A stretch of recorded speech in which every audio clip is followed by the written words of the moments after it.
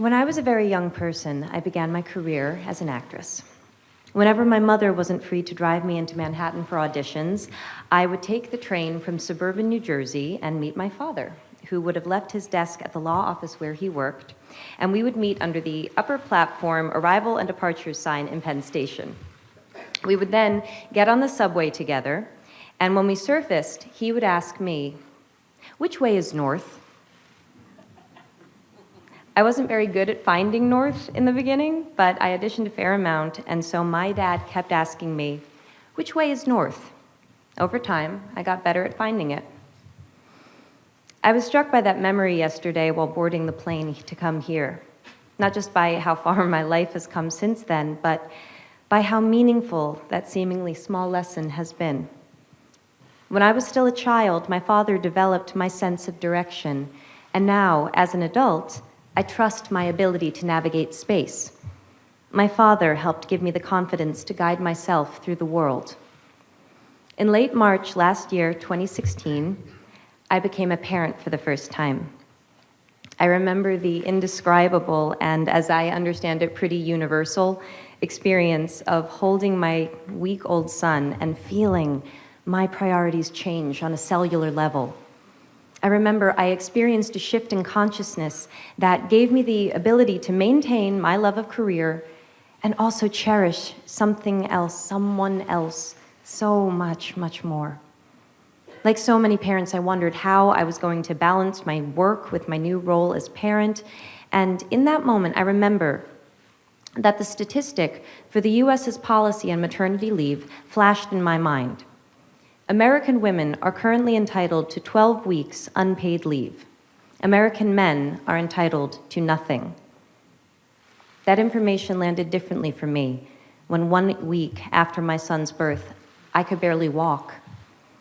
That information landed differently when I was getting to know a human who was completely dependent on my husband and I for everything, when I was dependent on my husband for most things, and when we were relearning everything we thought we knew about our family and our relationship. It landed differently. Somehow, we and every American parent were expected to be back to normal in under 3 months. Without income? I remember thinking to myself, if the practical reality of pregnancy is another mouth to feed in your home, and America is a country where most people are living paycheck to paycheck, how does 12 weeks unpaid leave economically work? The truth is, for too many people, it doesn't. 1 in 4 American women go back to work 2 weeks after giving birth because they can't afford to take off any more time than that. That's 25% of American women. Equally disturbing, women who can afford to take a full 12 weeks often don't, because it'll mean incurring a motherhood penalty, meaning they will be perceived as less dedicated to their job and will be passed over for promotions and other career advancement. In my own household, my mother had to choose between a career and raising 3 children, a choice that left her unpaid and underappreciated as a homemaker, because there just wasn't support for both paths. The memory of being in the city with my dad is a particularly meaningful one, since he was the sole breadwinner in our house, and my brothers and my time with him was always limited by how much he had to work. And we were an incredibly privileged family. Our hardships were the stuff of other families' dreams. The deeper into the issue of paid parental leave I go, the clearer I see the connection between persisting barriers to women's full equality and empowerment and the need to redefine and in some cases destigmatize men's roles as caregivers. In other words, thank you.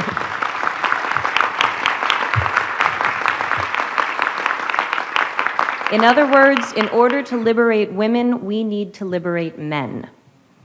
The assumption and common practice that women and girls look after the home and the family is a stubborn and very real stereotype that not only discriminates against women, but limits men's participation and connection within the family and society. These limitations have broad-ranging and significant effects for them and for the children. We know this. So why do we continue to undervalue fathers and overburden mothers? Paid parental leave is not about taking days off work.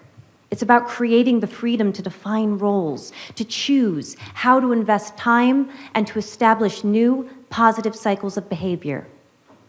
Companies that have offered paid parental leave for employees have reported improved employee retention, reduced absenteeism and training costs, and boosted productivity and morale. Far from not being able to afford to have paid parental leave, it seems we can't afford not to. In fact, a study in Sweden showed that for every month fathers took paternity leave, the mother's income increased by 6.7%. That's 6.7% more economic freedom for the whole family. Data from the International Men and Gender Equality Survey shows that most fathers report that they would work less if it meant that they could spend more time with their children. And picking up on the thread that the Prime Minister mentioned, I'd like to ask, how many of us here today saw our dads enough growing up? How many of you dads here see your kids enough now? We need to help each other if we are going to grow.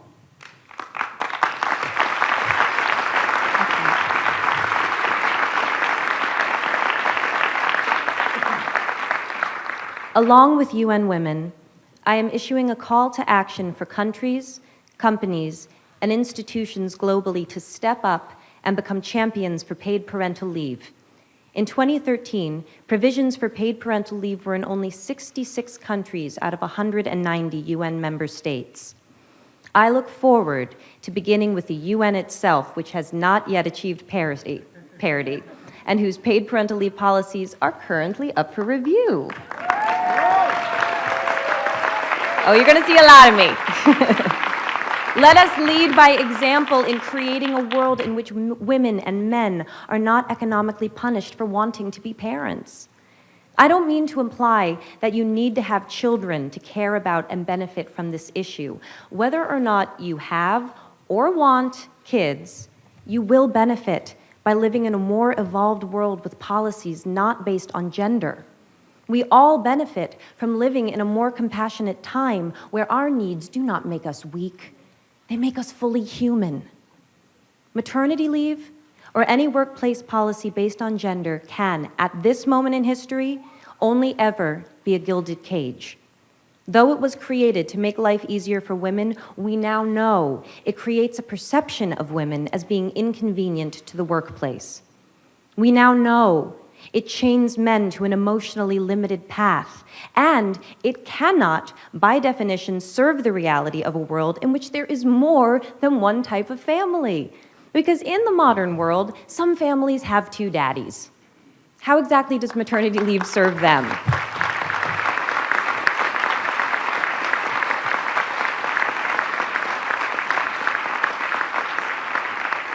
Today, on International Women's Day, I would like to thank all of those who went before in creating our current policies. Let us honor them and build upon what they started by shifting our language and therefore our consciousness away from gender and towards opportunity.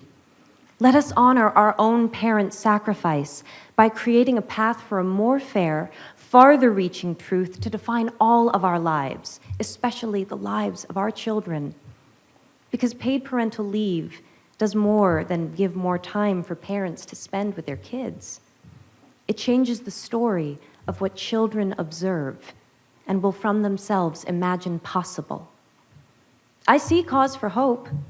In my own country, the United States, currently the only high-income country in the world without paid maternity, let alone parental leave, great work has begun in the states of New York, California, New Jersey, Rhode Island, and Washington, which are currently all implementing paid parental leave programs. First Lady Chirlane McCray and Mayor Bill de Blasio have granted paid parental leave to over 20,000 government employees in New York City. We can do this. Bringing about change cannot just be the responsibility of those who need it most. We must have the support of those in the highest levels of power if we are ever to achieve parity. That is why it's such an honor to recognize and congratulate pioneers of paid parental leave like the global company Danone. Today, I am proud to announce Danone Global CEO Emmanuel Faber as our inaugural He for She thematic champion for paid parental leave. As part of this announcement, Danone will implement a global 18 weeks, gender-neutral, paid parental leave policy for the company's 100,000 employees by the year 2020.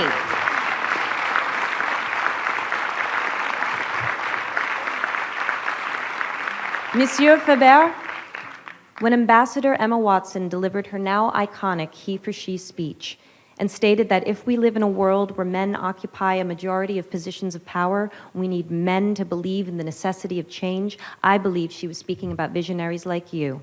Merci. Imagine what the world could look like 1 generation from now if a policy like Danone's becomes the new standard. If 100,000 people become 100 million, 1 billion, more. Every generation must find their north. When women around the world demanded the right to vote, we took a fundamental step towards equality, north. When same-sex marriage was passed in the US, we put an end to a discriminatory law, north. When millions of men and boys and prime ministers and deputy directors of the UN, sorry, the president of the General Assembly, that's what happens when I go off script.